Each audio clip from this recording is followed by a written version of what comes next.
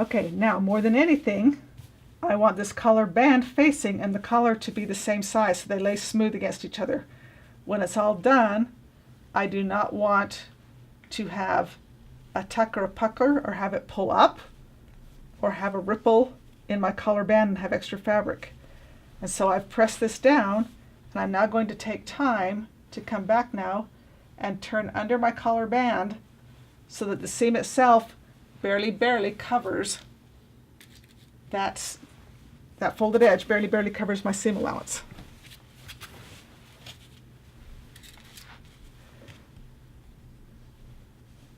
And again, if I come from this direction and I've lined that up so it barely covers, the action of putting that pin in pulls that fabric just that little tiny bit over that edge and helps it to favor and cover the seam.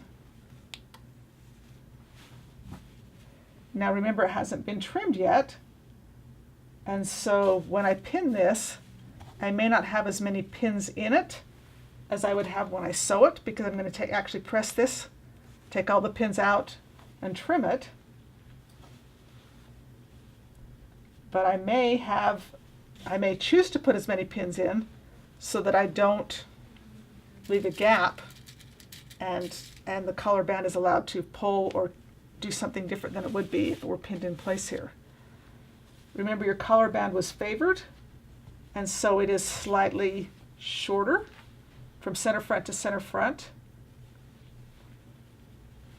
So just like you did with your cuff, you're going to have to do a little bit of stretching along that seam line edge, because we pulled out that and favored it so it would roll around your shirt, roll around your neck there. So it pulls easier though than your cuff did, because you are on a slight bias, you're on a little bit of a curve there. So your fabric has a little bit of give. So it will tend to pull just a little bit easier. So when you have that pinned all the way across and you're happy with it, it lays smooth, you're pinned in it, and you look at this, you follow along, you're barely covering the seam allowance all the way. Flip it over, look at the right side, make sure that you're still smooth. When you're happy with that, then you will come back now, and yes, you have to press it from the inside edge. You can do this on a flat surface or in little tiny sections of the ham. And I've got to press that edge there. Okay.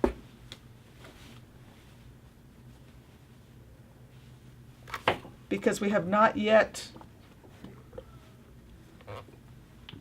trimmed that seam. Notice I'm trying to press between my pins, not on my pins, so that I don't press a pin indent into my fabric. And so I will press that in, then pull my pins, just like I did with the cuff.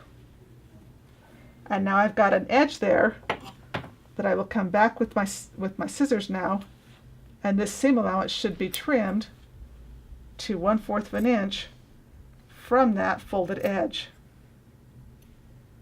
And that allows, by pressing it under first, then going back and trimming it, it allows to make sure that you have enough fabric to barely cover that seam allowance, and then have a 1/4 inch seam allowance left that will then lay down and finish the trimming and grading process for that shirt. So I will continue trimming across this and get it pinned in place and show you how to close it.